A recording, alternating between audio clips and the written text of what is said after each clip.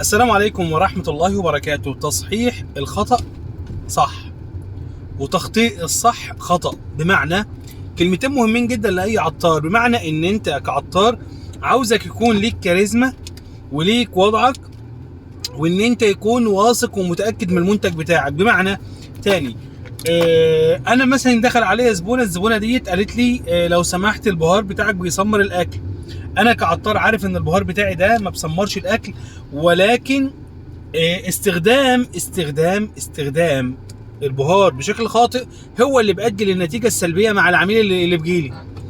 فهل يمكن ان انا اقلل المكونات اللي هي بتدي كواليتي عالي جدا للبهار بتاعي وبتدي طعم ومذاق مختلف جدا، وممكن ان انا احط لها 80% كزبره عشان اصحح الخطا عندها ان هي هتضيف البهار بالفعل، بس هو مش هيسمر معاها فعلا لان هي طريقتها خطا، تمام، وهيدي معاها نتيجه غير مطلوبه من الطعم والمذاق؟ هل انا صحح هنا، اخطأ الصح هنا اللي انا اقلل من التحويجه بتاعتي واضيف حيز كبير من الكزبره، ولا اثبت زي ما انا وابدا ان انا اصحح المفهوم عند العميل وابدا ان انا اخلي العميل يستخدم البهار بشكل صحيح علشان يحصل على الجوده الجميله وفي نفس الوقت ما يسمرش الشوربه معاه؟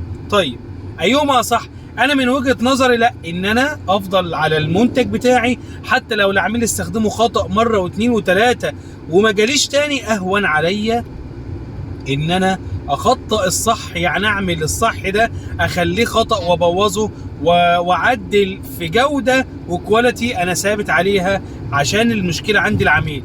الفكرة هنا انت مش بترضي العميل، الفكرة ان انت بتبوظ شغلك انت كعطار، كفاهم للمنتج بتاعك، كمدرك للمقادير اللي انت بتضيفها، وعارف النسب اللي انت ضفتها للبهار ديت هتديله تيست جميل جدا جدا جدا جدا.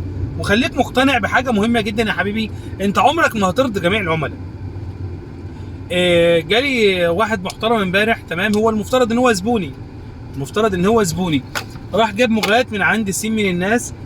فيعني هو واحده قالت له، قاعدين مع بعض كده، فقالت له بنته عنده حاله ولاده بالنسبه لبنته، فقال لها انا عاوز اشتري مغاد. قالت له عليك وعلى الشيخ الفلاني او العطار الفلاني هيديك جوده مغاد جميله جدا، ده انا جبتها ما شاء الله كانت جميله جدا بيرفكت. المهم صاحبنا ما كدبش خبر وراح بسرعه فين؟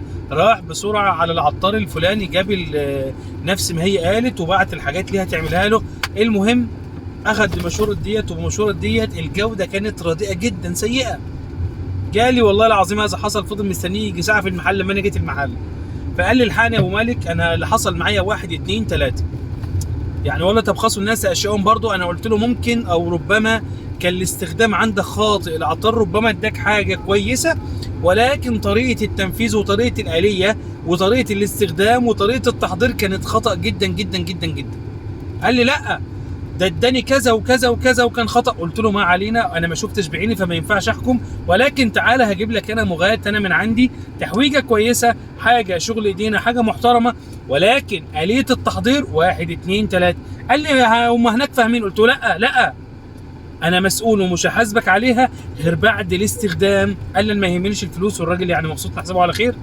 قال لي ما يهمنيش الفلوس اهيت، ولكن قول لي على الطريقه لان انت هتكون مسؤول عنها. قلت له اكيد طبعا.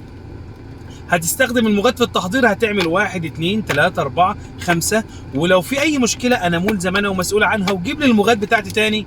قابلني النهارده الصبح اقسم بالله قال لي الله يبارك لك 10 على 10، احنا ما شفناش في الحلاوه ولا في الجمال ده. اذا انا ما ينفعش ان اخطئ الصح عشان العميل يا جماعه. يعني ايه تاني ما اخطئش الصح عشان العميل؟ انا لما يكون متاكد من المنتج بتاعي وعارف ان الكواليتي بتاعه عالي جدا ولكن التحضير عند العميل كان خطا، فلازما افهم واوعي، ما اقللش الجوده بتاعتي، ما احطش اي اضافات صناعيه علشان تدي الانتاجيه للعميل محتاجها كشكلا ولكن موضوعا خطا كلي. تمام؟ فدي المعلومه ودي الملاحظه اللي انا حبيت اوجهها ليكم. بحبكم في الله، ما تنسوش بقى لايك وشير، والسلام عليكم ورحمه الله وبركاته يا احسن متابعين في الدنيا كلها.